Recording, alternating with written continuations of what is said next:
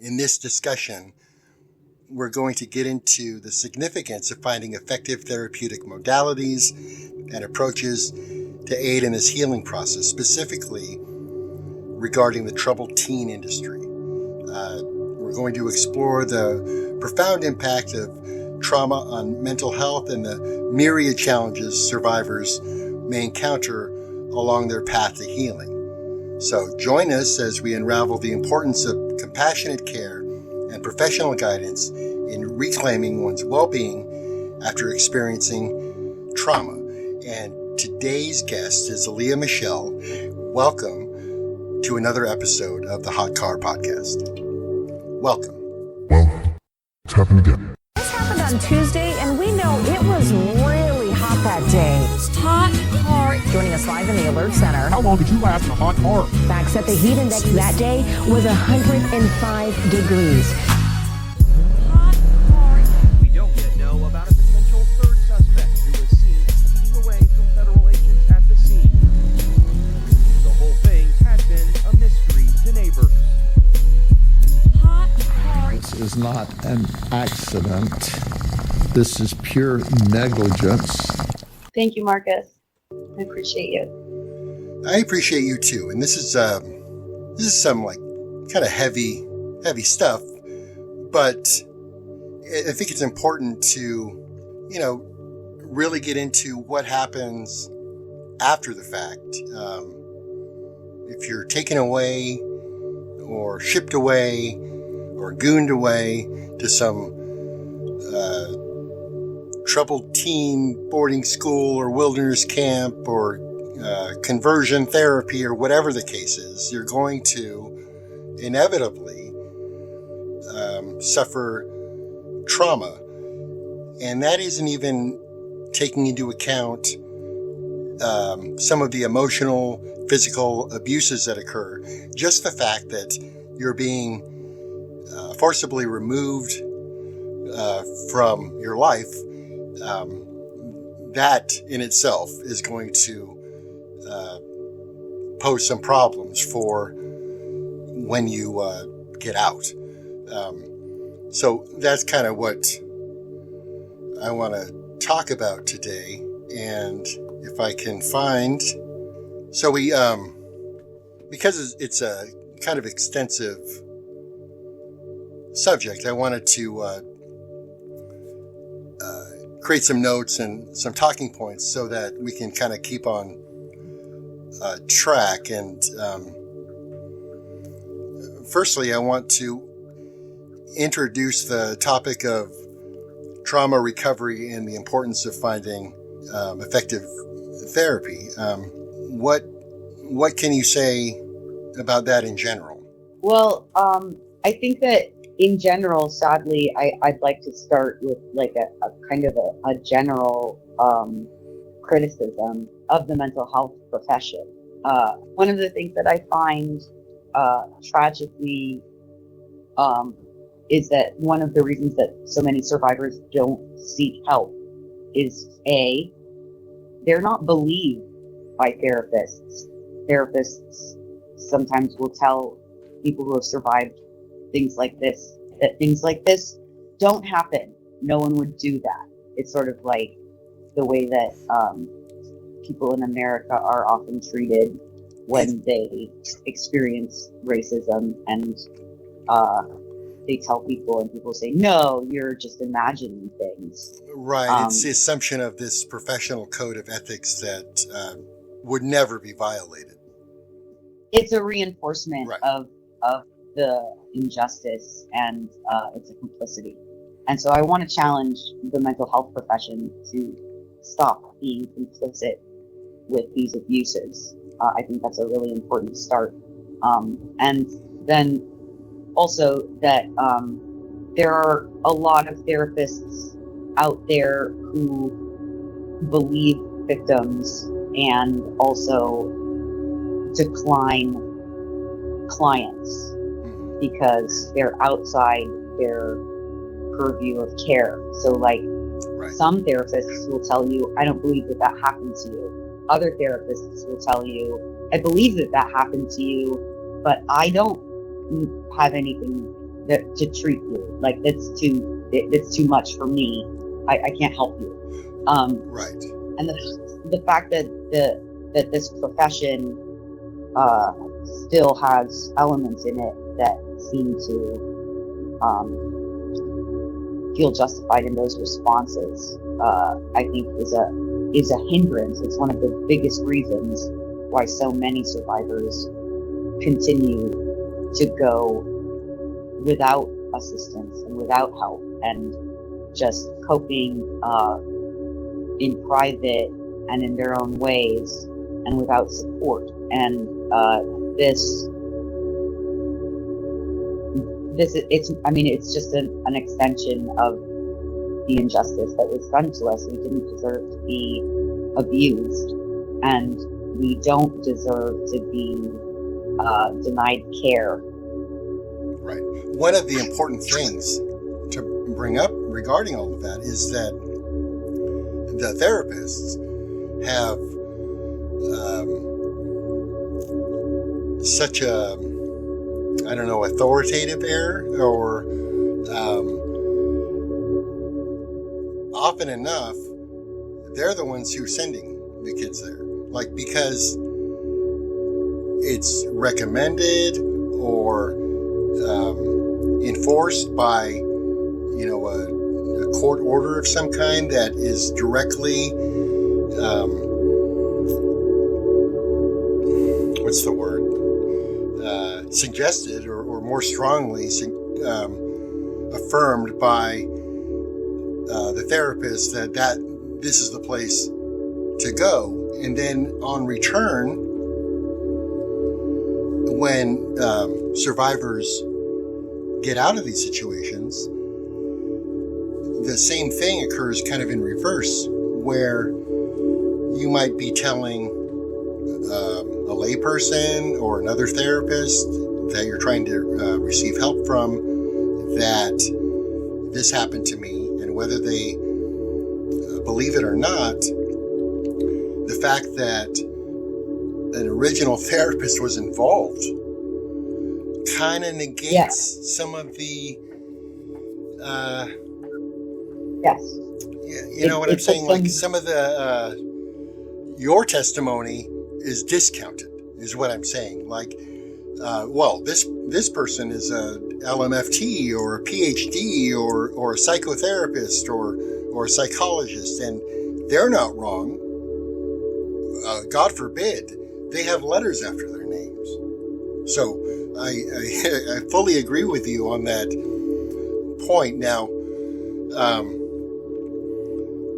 that should stop. I mean, they should be a professional rewritten code of ethics, in a sense that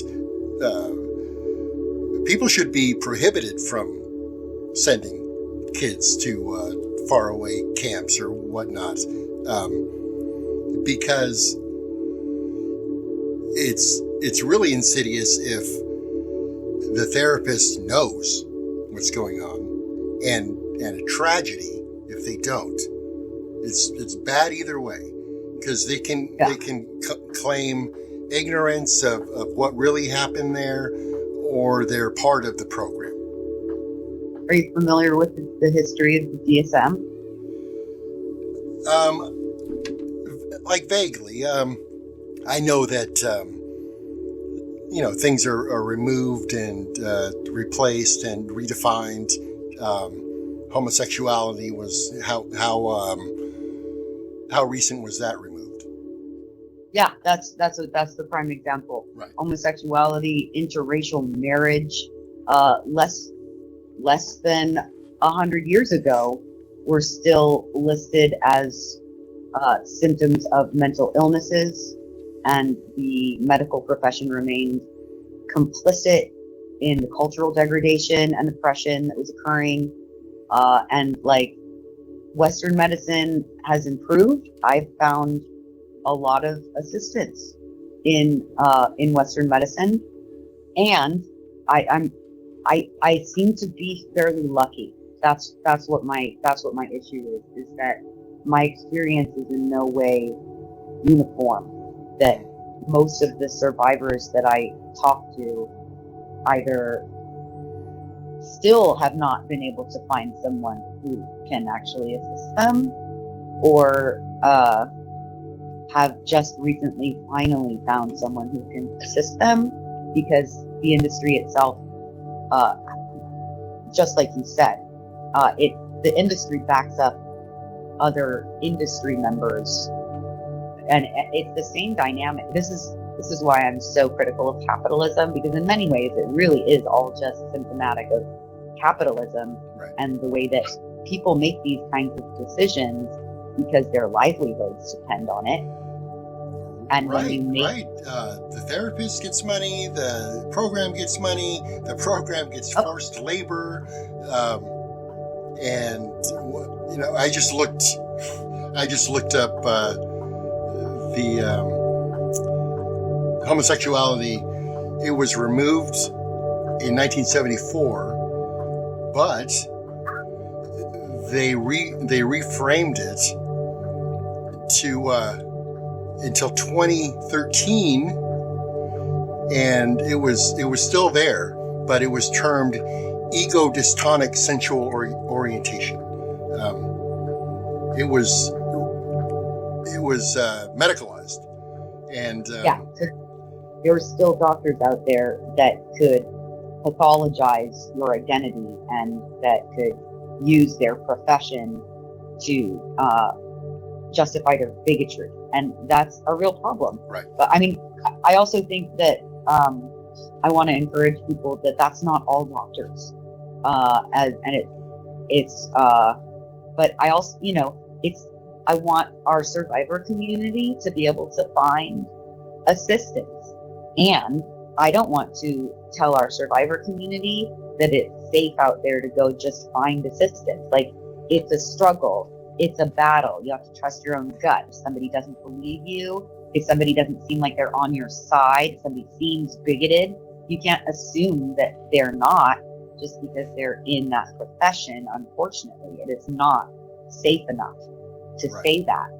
But if you look hard enough and you keep at it, there are doctors out there that I've come across, not only have I come across doctors that understand entirely how abusive and inappropriate what was done to us is.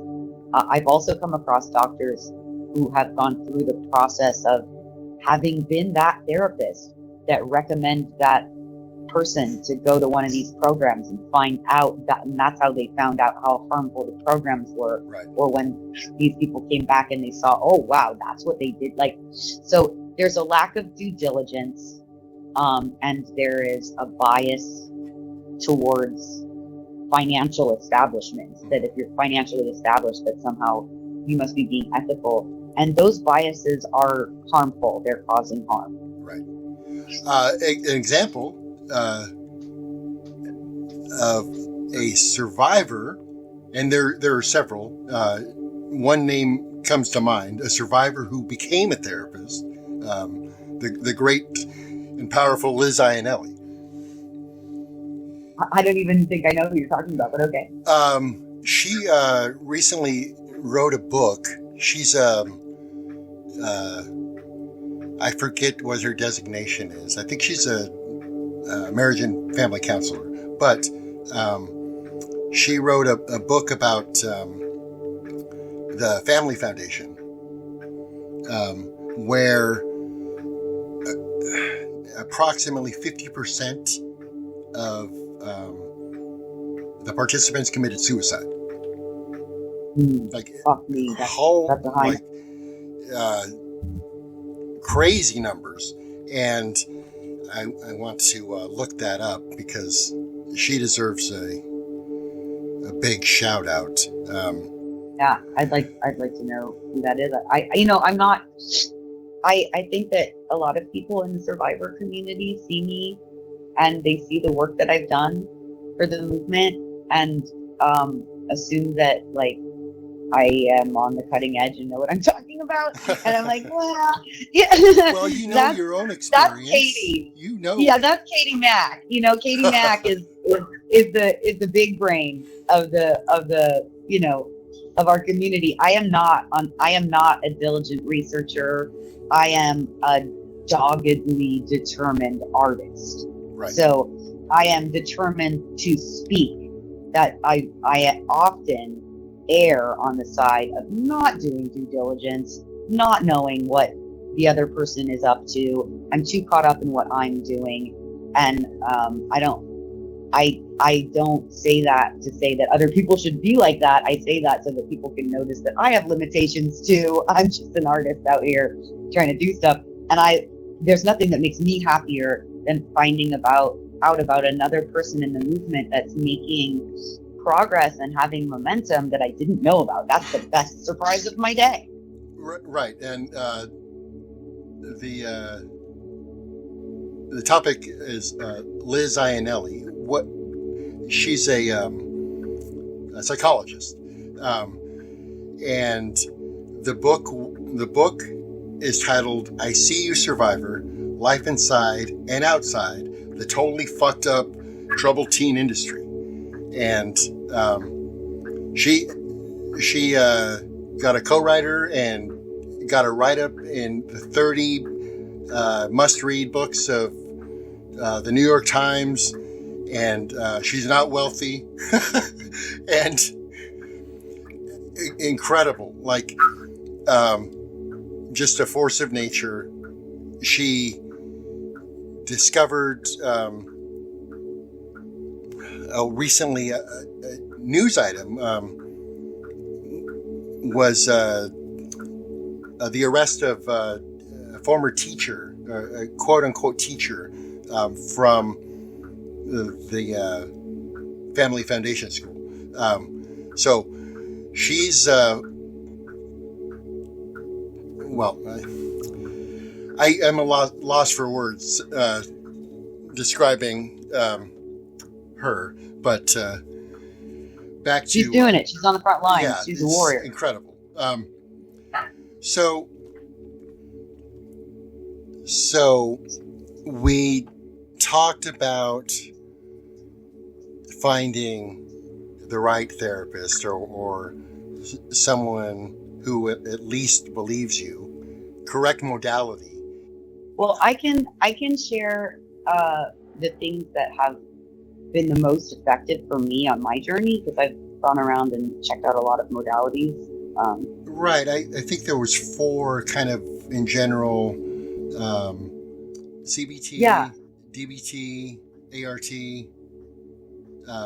Those are the ones 3. I love.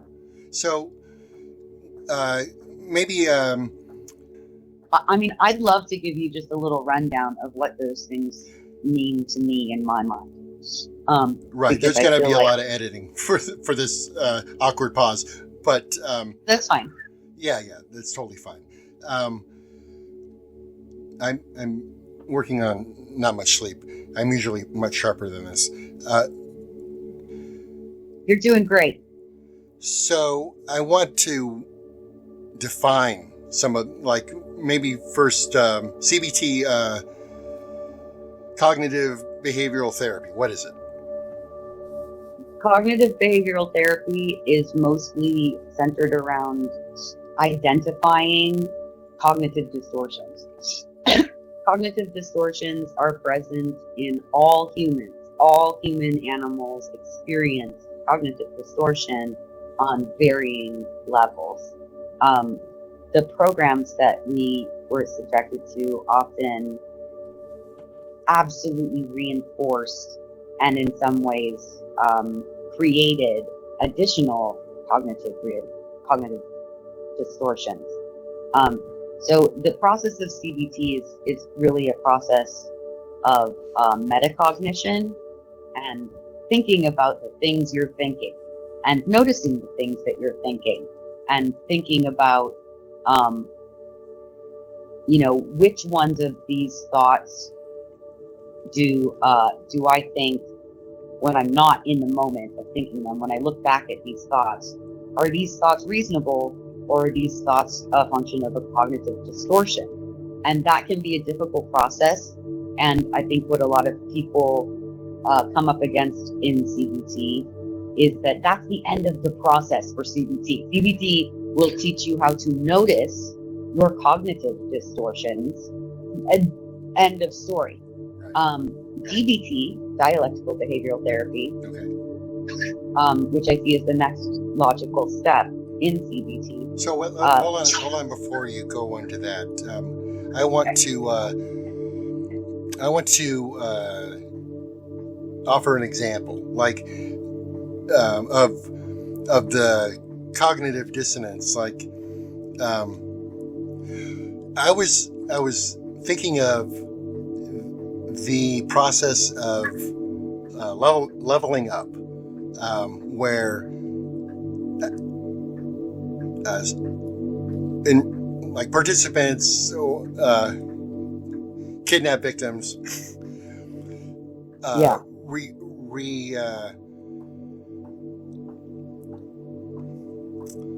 level up to junior staff and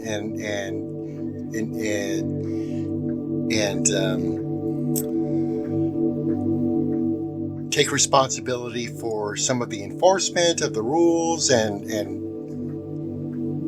people come out of that like totally confused and did I do wrong? And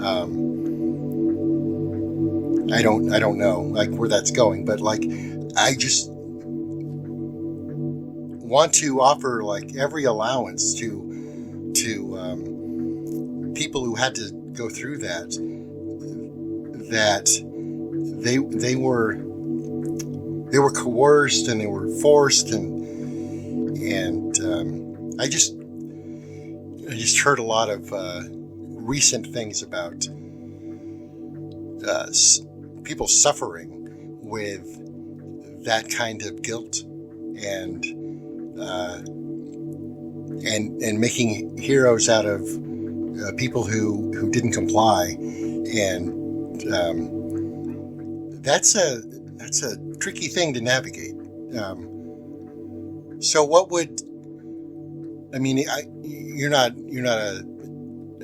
posing as a therapist, but what would be an example of like if I brought that to you and say, oh, I had to like sit on people and do weird stuff and write-ups and get people in trouble, what would be an example of like a process of like if I said that to you?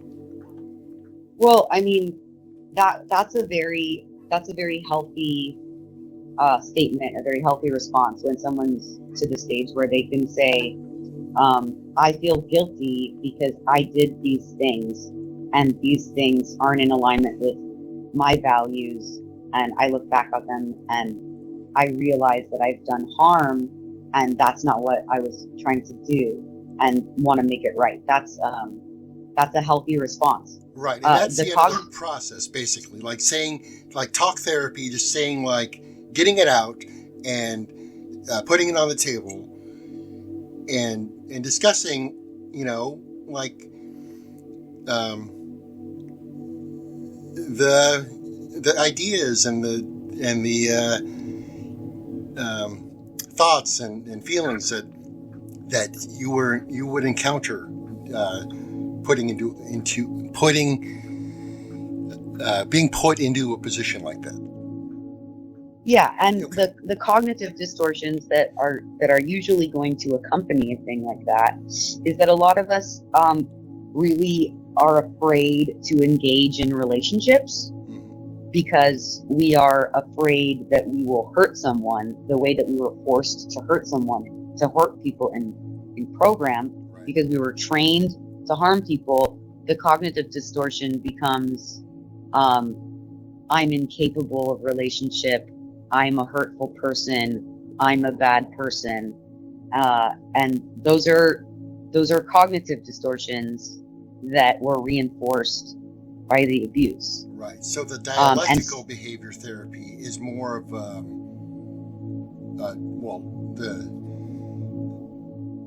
So what dialectical behavioral definition, therapy? the definition says it. I mean, it's dialectical. You're having a conversation, basically, right?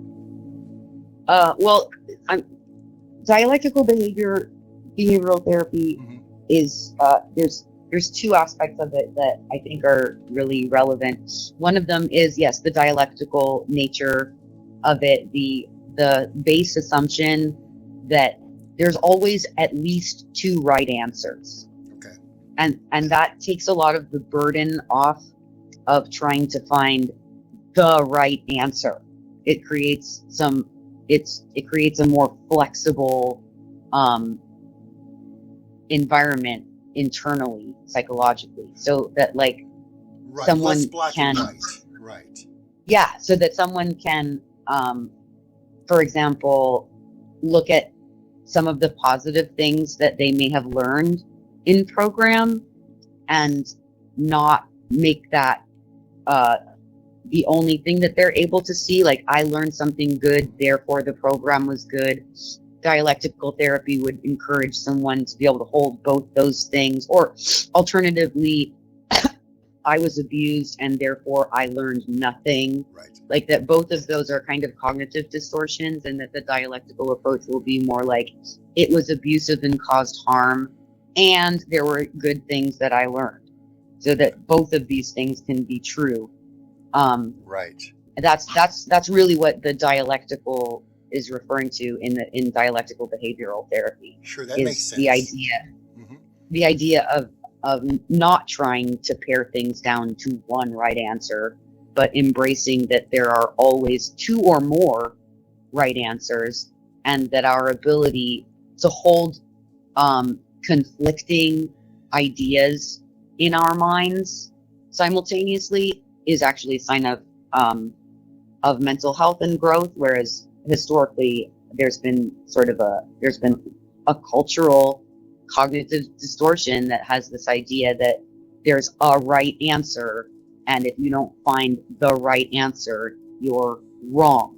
Right. And that's a cognitive distortion. Right. And so dialectical behavioral therapy is going to challenge that. And also, dialectical behavioral therapy is going to give you a series of tools that you can use to help you not just cope with, but affect your cognitive distortions, so that it's not just about noticing that you have a cognitive distortion and coping with the emotional pain that those cognitive distortions come with, but also ability to actively retrain your brain to see things differently. That's what dialectical behavioral therapy brings in, is the ability to reframe those cognitive distortions. And it's the most fascinating bit of it for me, and in my belief, the most useful to survivors.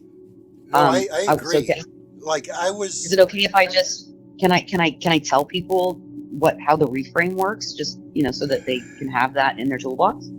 Oh yeah.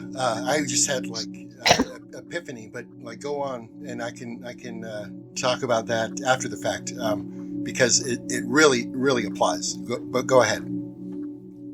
Okay, well, I can wait as well. Well, I was, I'm a part of several groups and survivor communities, and oftentimes, inevitably, from all sides, if someone expresses a positive aspect, that is the death penalty, as far as like survivor groups. But not to be an apologist, but like you were saying, you can hold two things or more at the same time. Now, the abuse was real, the coercion was real, all of the trauma associated with leaving your home and what was going on at home. But there were and continue to be positive things that don't necessarily reflect the program. Lifelong friendships, survival techniques, ways to overcome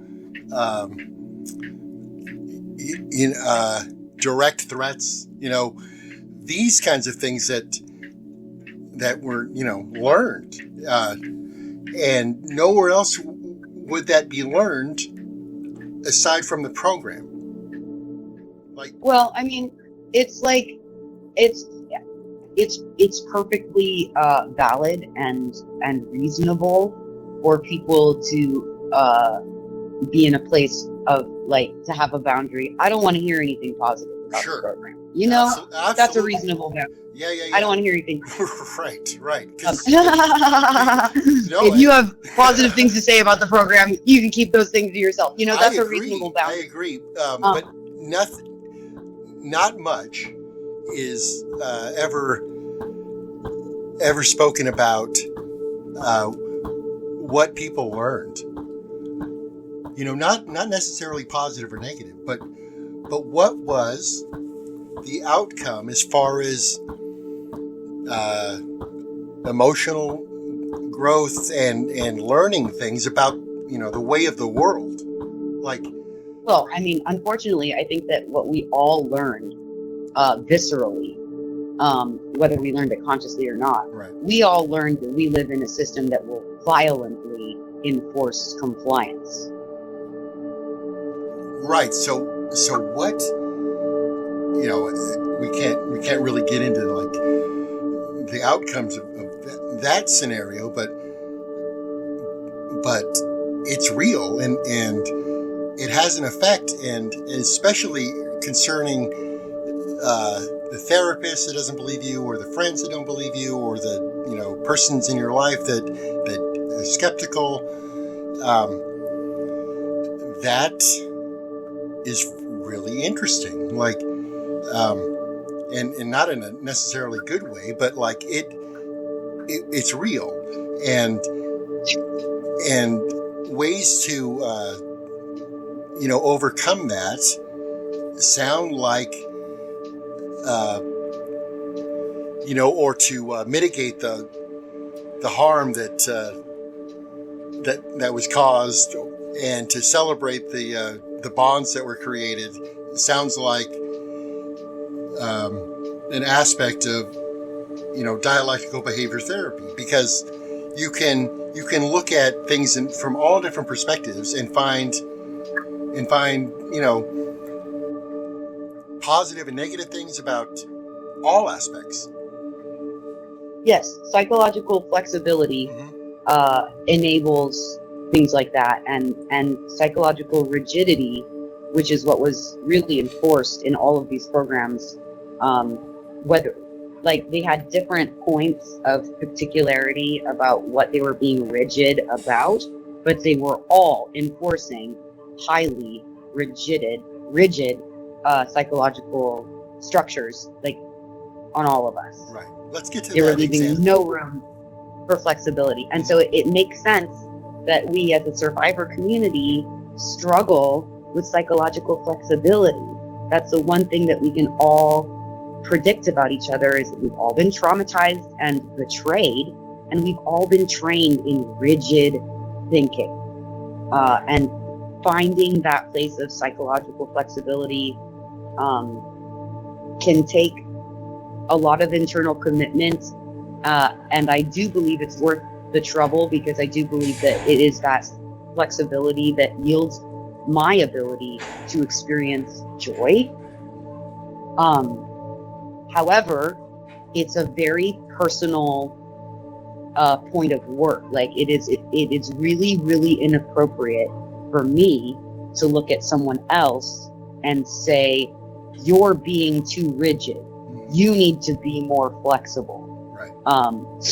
Even if that's accurate, that right. Ultimately that's not appropriate for me, because my work is to work on my own psychological flexibility. And if I feel the need to correct somebody else, I'm already participating in psychological rigidity, because I'm already putting myself in the place of the corrector and telling you what you ought to be doing inside your head, instead of becoming more flexible and tolerant of whatever it is going on in your head, because I understand that that's your head, and I don't get to make choices about that.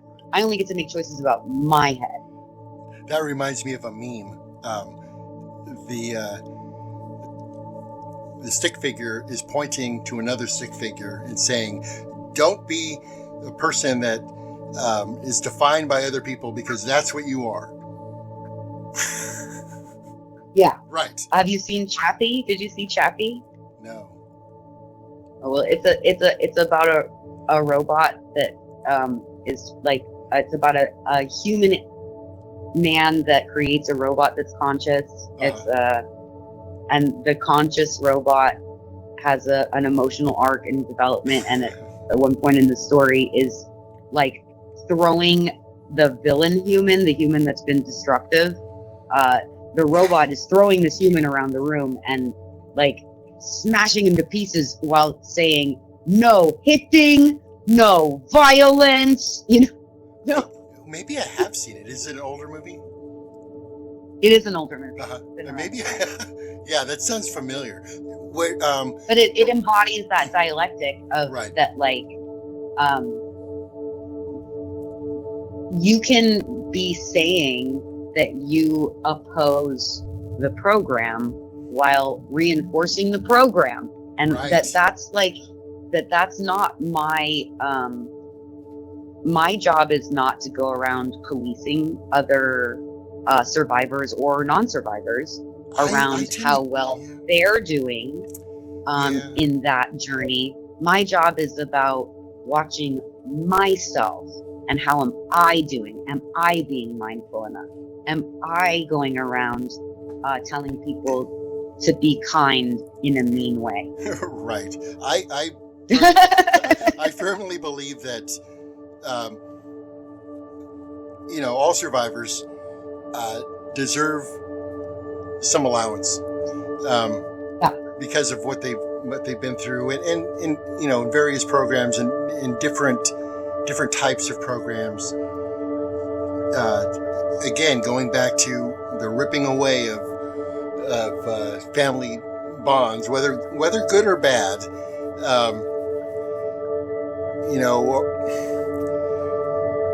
It's so frustrating. Yeah. So let's let me come back to the reframe. Oh, right. Because the reframe is useful. Yes. It's useful. It's finite. It's basically an equation. It's a psychological equation that you can run in your own head that affects your own subconscious. It's a very good tool. Yeah, I'm looking forward to this because that's what we're trying to do is be helpful. Yeah. Yeah. So let's take that example of a cognitive distortion that one might experience as the result of having been sent away by their family. So the cognitive distortion might be something like, my family hates me. Okay? Right. And I think that that's a very common experience for us survivors. We felt rejected by our families. So the cognitive distortion that you learn in CBT to notice, I'm noticing that I think that everyone in my family hates me.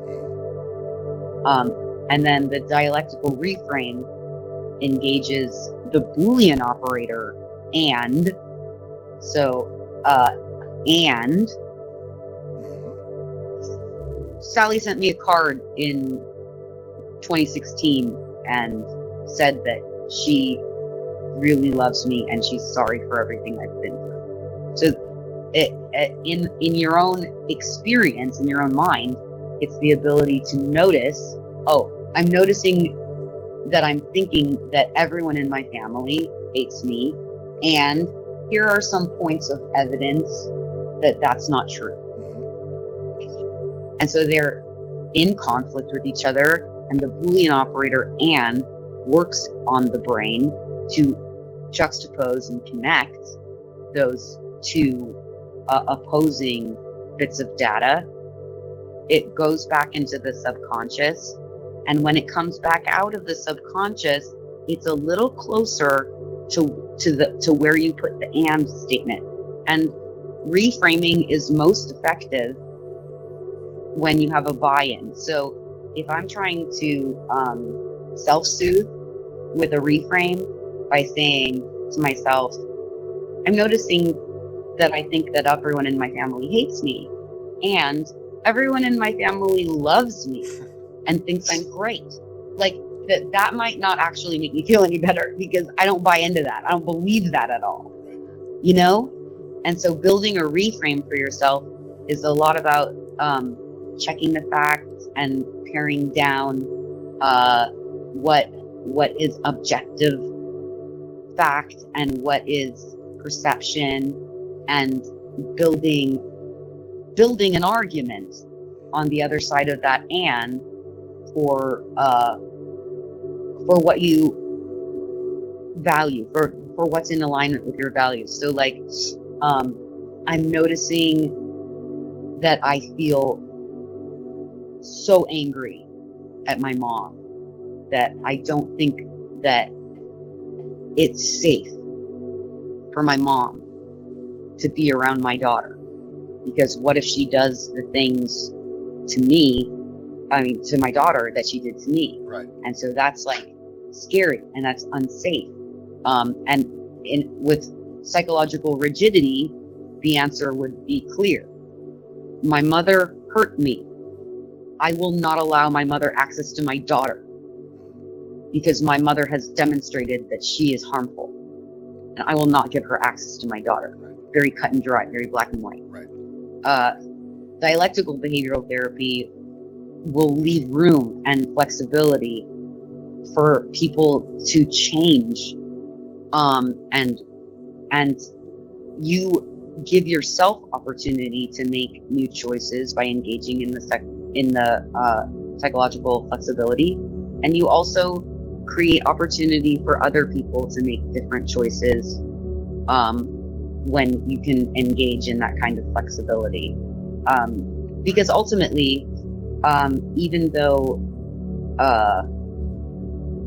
it is true that my mother made choices that caused me harm, that doesn't necessarily mean that my daughter is fundamentally unsafe with her grandmother. Like, that there's more at play. Right. There's more gray area. And I also think that there are elements of the programming that we all experienced that are not understood by Western medicine. And part of that has to do with human experience and human authority and spiritual metaphysical authority, and that that we see ourselves as a solid thing, a unified oneness of a thing, when we ourselves as individuals are changing things. We are, the idolization of integrity, the idea that a person, like, trying to turn people into two-dimensional characters, if you ever told a lie, you're a liar. If you ever hurt someone, you're a herder. If you ever cause harm, you're harmful. These are black and white cognitive distortions that prevent us from being able to be in relationship with imperfect people as imperfect people. Like, right. We're imperfect, they're imperfect, everybody's imperfect, we're going to fuck up, it's going to go wrong. And the answer is not to dominate and correct and control the situation. The solution is bringing enough flexibility to make room for that. Yes, I'm an imperfect person. I love imperfectly. The people who love me imperfectly. And that creates potential for forgiveness. But that's also, that is not a justification for subjecting oneself to further abuse. Right. Those conjunctions are very important. Like, and, but, or, so, because, like, these clauses that get connected, they really provide an interesting viewpoint for, what's really going on. Like, my parents sent me away, and they still love me. My parents sent me away, but they were mistaken. Or, Yes. or my parents sent me away, or they thought I was going to die. These things, like, they provide, even from your own account, they provide a little bit of insight to what the other person may have been thinking based on your own flaws and your own life experience, because we all have different feelings about things, a wide variety of feelings, but they're all connected to universal human needs. Like you can, and sometimes all that is required is to make a request and be willing to hear yes or no as an answer. Well, and it's our trauma complicates an already complicated human experience. Like it's hard enough without trauma to notice that your parent isn't perfect. Right. You've got plenty of people walking around out here that have not been trauma. Well, actually, that's not true. Capitalism is fairly effectively traumatized everyone. Right. But relatively, you can find people with a relatively minor. My wife is would be considered sheltered, like in her enclave in Southern Oregon, where life was all about family and extended family and adopted family, and through the good and bad, no one was sent away. She didn't even know about this stuff.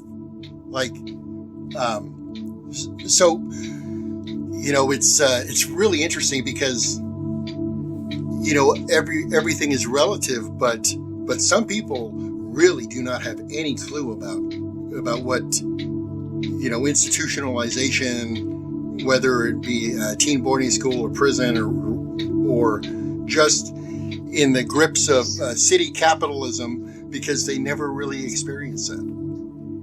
It's and we're all, one of the most powerful experiences that I've had in my healing journey is hearing from another survivor, a survivor of color. She was Black, and she told me that she felt like the programs were reinforcing white supremacy. And I said, what are you talking about? They were crazy, but didn't have anything to do with race. And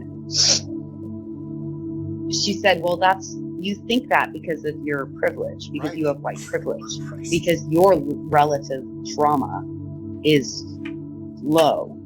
And so you think that what happened doesn't have anything to do with race.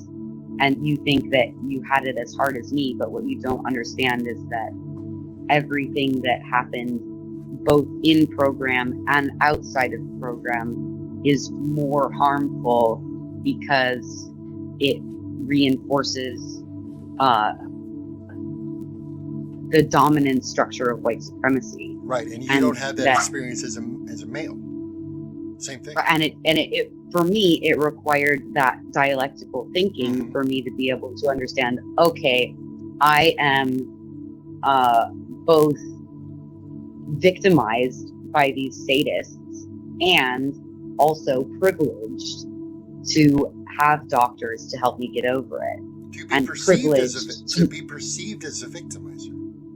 Privileged to be perceived as a victim. Exactly. As a victimizer. Exactly.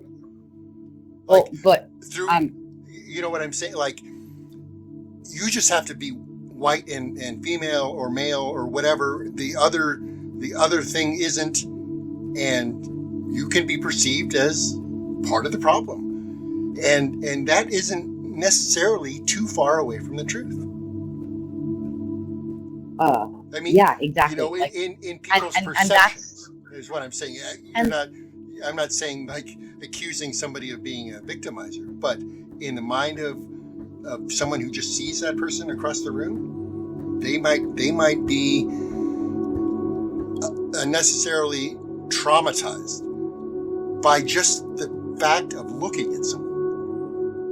It's Right. Like, I don't incredible. want to see, I don't want, there are staff faces that I could live my whole life without ever seeing again. Right. I don't want to see their face. I don't want to hear their voice. I don't want to know anything about them. I don't want to be anywhere near them.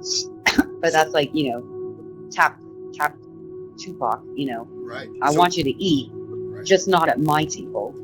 So this is the kind of stuff that these kinds of therapies can mitigate. I want to talk about accelerated resolution therapy. What is Accelerated that process? resolution therapy is oh my god, it's a like I said, I'm not posing as a therapist. These modalities, I don't understand them inside and out. But I understand them you've gone through experientially. it. But you Yeah, I understand them from what it's like in the chair, not what it's like, like I don't understand I don't know what it looks like in the back. I don't know how it works. I Well, just know that it you know, works. we can still be skeptical of what it looks like in the back because Yeah. what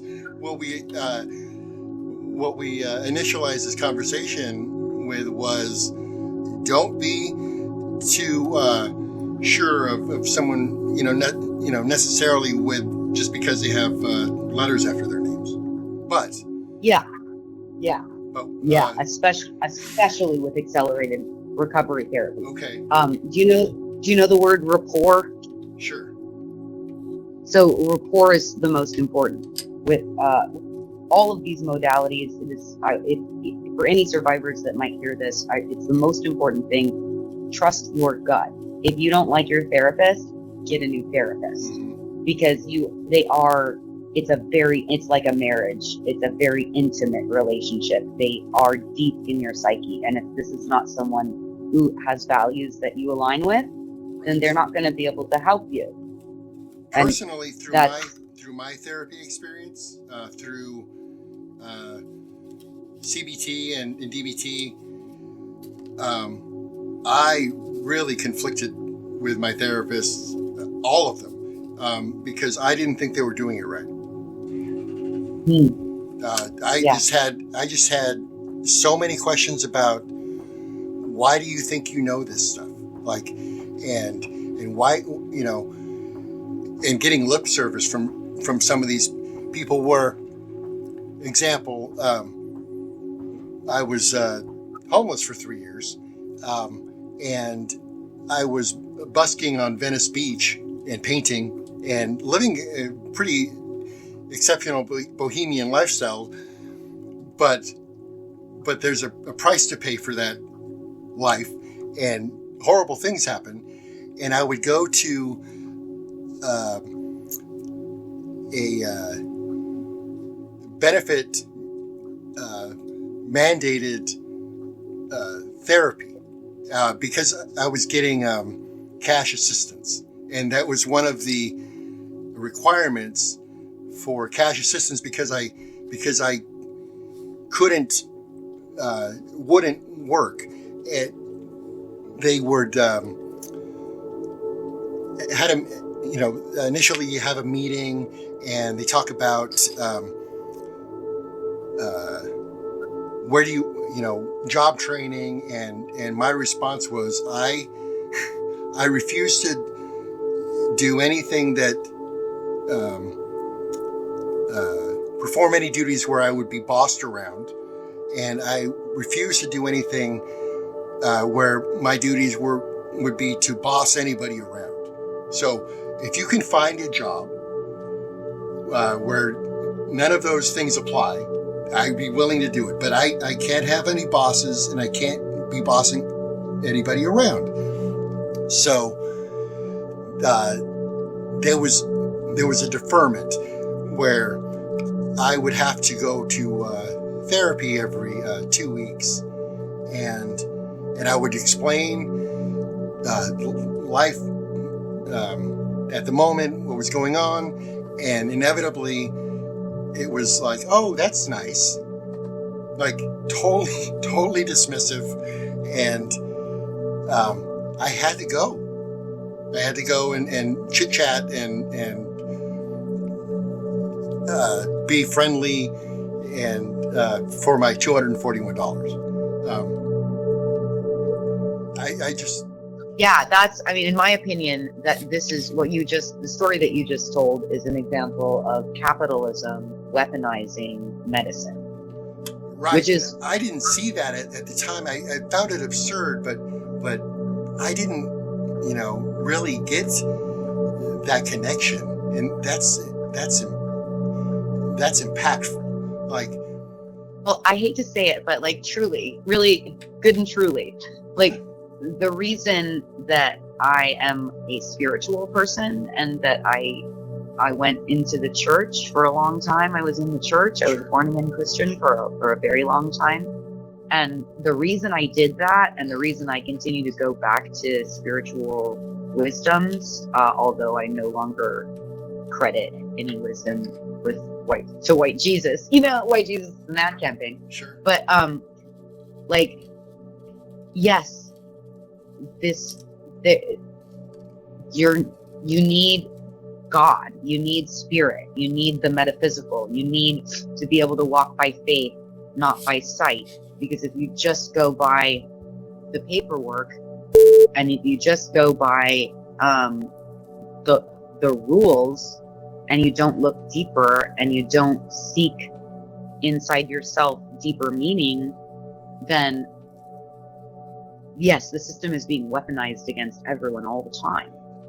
And it's like, we have to like, how do you, I tell people in my family, I'm a walking miracle. Like, I should be incapacitated based on what they did to me. It is only by the grace of God and sheer ass fucking luck or blessing or whatever the fuck you want to call it. But it is not logical or reasonable that I am healthy. Right. I realized I brought up that example of my personal story to describe a not good therapist, because she just was in it for the paycheck. She didn't care. She didn't care anything about she was talking about her vacations, like it devolved into like small talk and no therapeutic value, and she would often spend 15 minutes of a 30-minute session detailing her vacation, and sometimes let me go after 10 minutes, and gosh, so honestly, that sounds like someone that you might have a lawsuit against. If there's any lawyers listening, reach out to like that. right. Like, seriously, that's malpractice. That's a malpractice suit, and it's heartbreaking, Well, and that definitely helps. Well, we started this. It was interesting because it was no diagnosis was given. It was a mandatory procedure to get my cash benefits. Like, there was no therapy involved. It was just I had to go to a meeting. This is the same way, like, you, unfortunately, and this is why I'm so political personally and trying to organize general strike and campaign for Cornel West or Claudia and Karina, get outside the two-party Punch and Judy system, Right. And make some real change in our country, because you were victimized by a business model in the program, and then when you got out, your attempt to recover from that victimization victimized you again as a function of capitalism. Like, you got sold a bad product, and then you got sold a cure for the bad product that was a bad product. And that is the American experience. Yeah. That is late stage capitalism. From the That's state, what's really all of us. from the state of California, which is like, yeah, well, it's global. Unfortunately, it's a global problem. And like we're seeing all of these wars because these people are looking, I have a business degree. These people are looking at paperwork and they're looking at their economic model and they're saying, we're running out of money. What always gets us more money? War always gets us more money. And they can't see that capitalism is putting blinders on them like horses on a, like a carriage horse, so that they can't see, they can't have any situational awareness. They're only looking at what the paper says. And that's how we got abused, is because what was being done to us didn't show up on paper. The programs all look good on paper. It all looks okay when you write it down, and you just write down the very bits that, frame just how you want it to be seen. That's how these things perpetuate. And that's why our resistance and our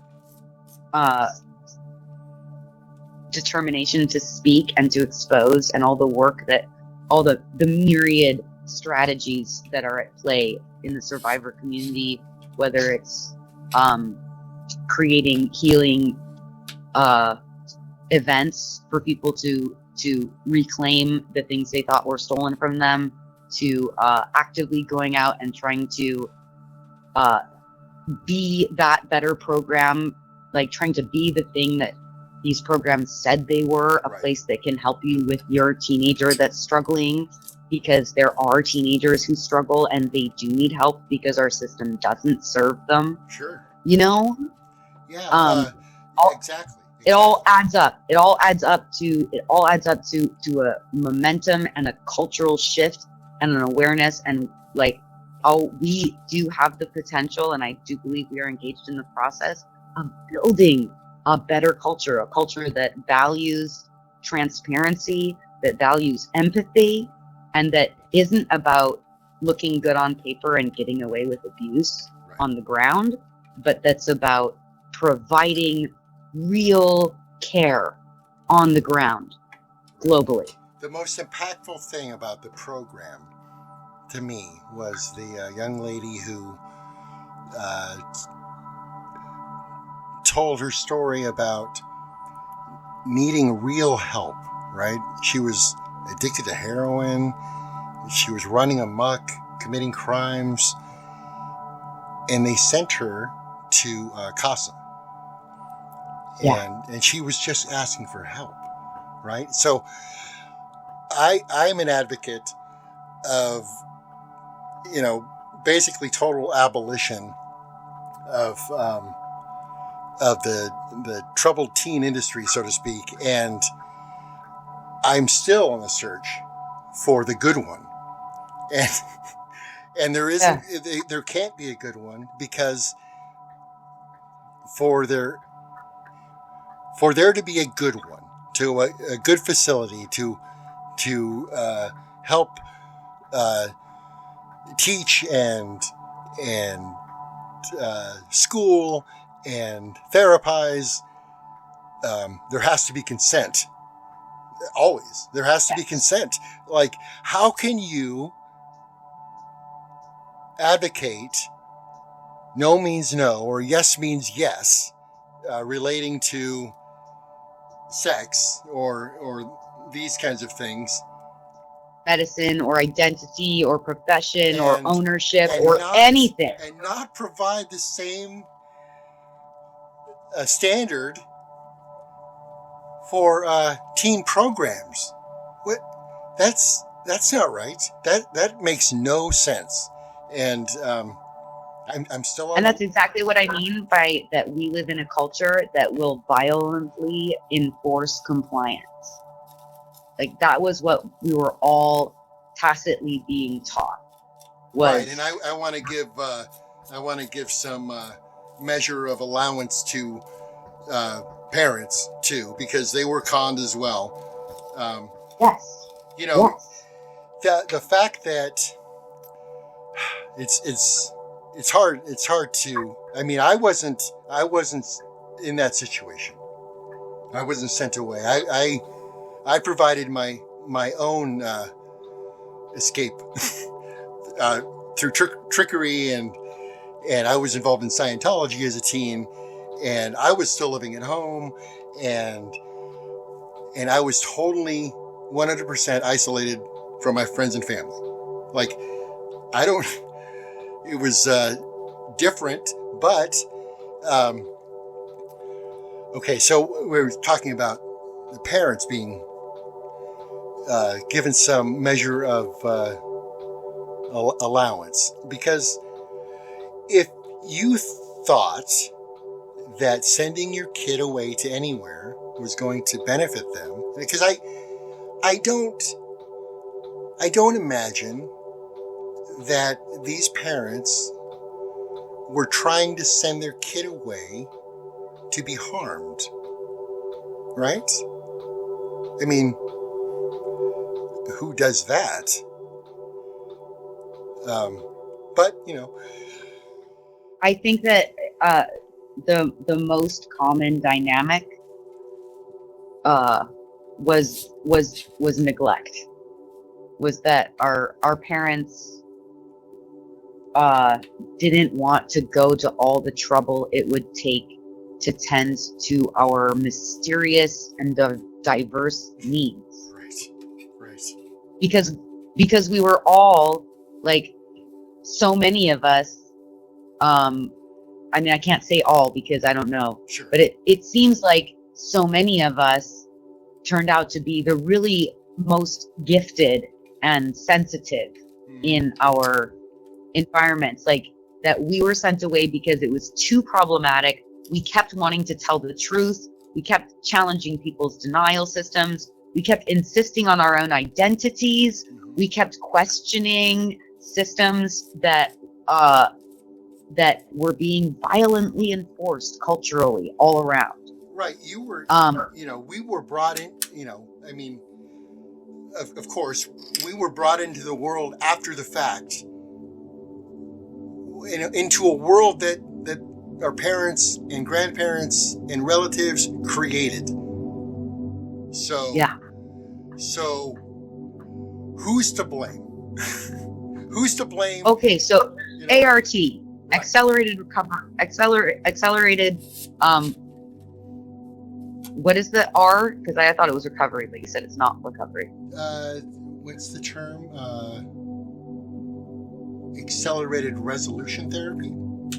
Accelerated resolution therapy. So what that really looks like is going into your imagination and going back to the stories that have happened to you and trusting your therapist to sort of get in there and rewrite the story.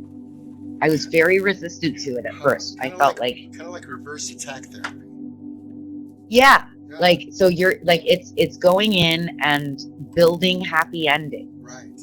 And what this does is it gives your subconscious the opportunity to have the happy ending that it's seeking for in a trauma bond with other people, so that rather than going and seeking out other abusers that you can have a happy ending with this time with this abuser, you stop seeking that because you've given yourself the happy ending with the past abuser that already exists in your memory and experience.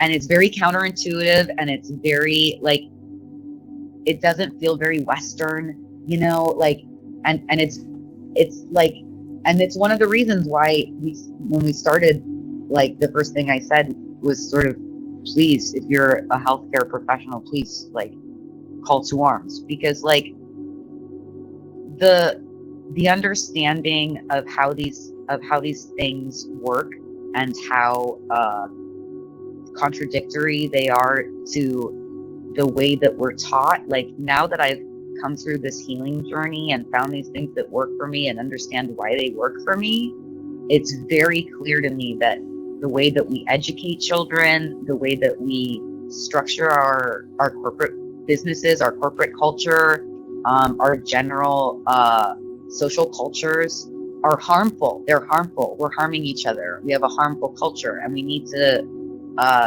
like what happened to us in program was a symptom of a much larger problem. All right. I recommend the book White Women by Saira Rao and Regina Jackson. It helped me very much because what Saira Rao and Regina Jackson have in their White Women book is it's like 5 solid, they feel, I mean, they're not in the therapeutic community, so I don't think that you could legally moniker them cognitive distortions. Sure. But it feels like, for me as an artist, it feels like, oh, you guys caught the cognitive distortions that are present in society that got factored out by the medical community because of their own cognitive distortions as a function of their own limitations. Like, they were so caught up in their own Western tradition of thinking that they have blind spots, and she caught all those blind spots. So I highly recommend White Women. It's a door out of the darkness for me. That's great. And I think I mean we could go on and on and on and for another 3 hours, I think. I love it. But I want to wrap it up. I think that's a great way to end it with a recommendation for like further reading. And I also want to shout out again Liz Ionelli with her book, I See You Survivor, Life Inside and Outside the Totally Fucked Up Troubled Teen Industry. And yes. a further shout out to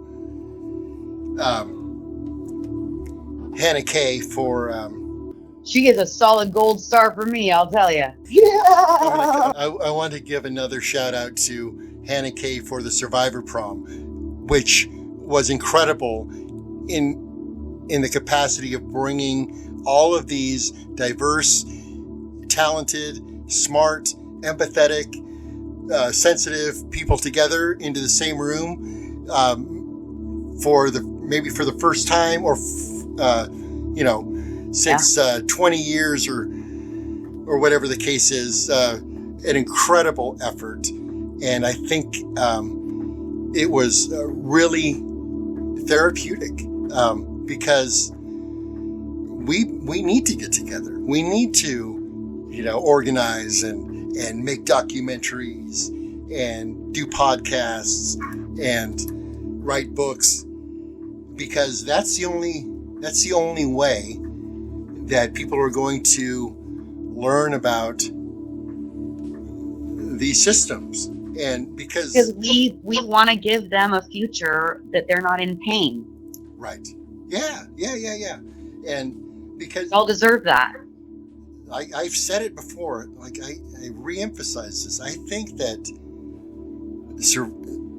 teen survivors, the people that were put into these environments, are some of the most talented people on the planet. Yeah. Like, and maybe like we're seeing kind of a great awakening of I loved the analogy of they thought they were burying us, but they were planting seeds and didn't know it. Yep. That's beautiful. Love that one. And I think that is apparent in all of the activity. I'm doing a documentary of my own because of a troubled teen facility that I happened to see on the highway and got a suspicion, and it was indeed a WASP clone of a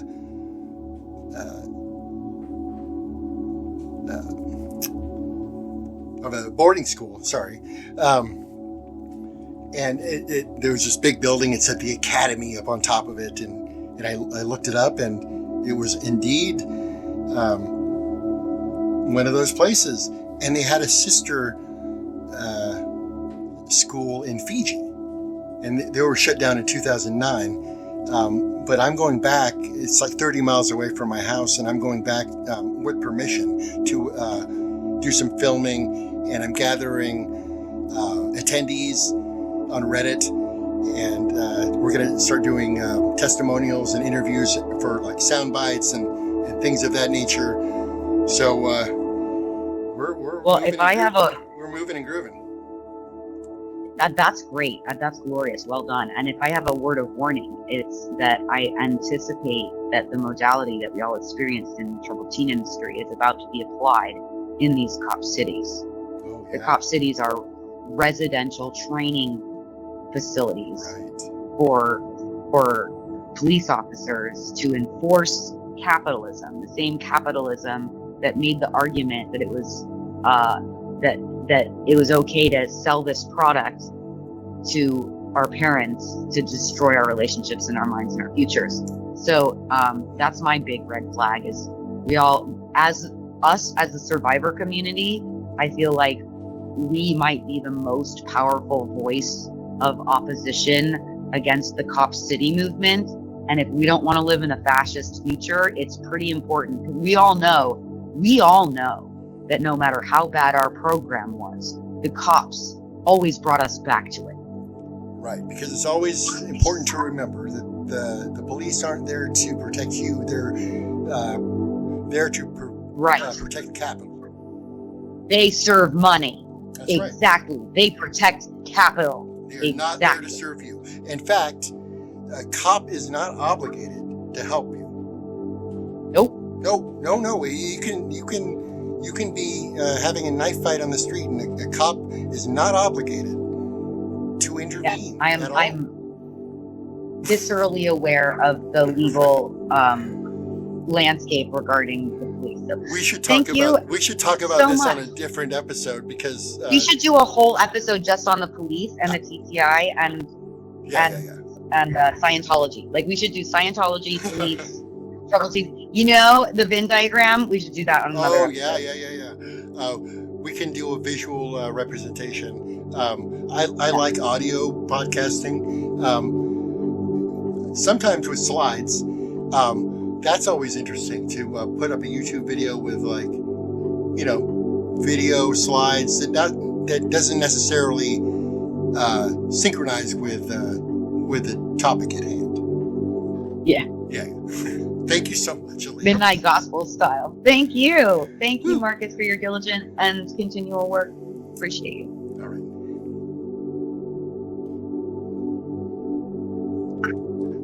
Well, it's happened again. This happened on Tuesday, and we know it was really hot that day. Hot car. Joining us live in the Alert Center. How long did you last in a hot car? Facts that the heat index that day was 105 degrees. We don't yet know about a potential third suspect who was seen speeding away from federal agents at the scene. The whole thing had been a mystery to neighbors. This is not an accident. This is pure negligence.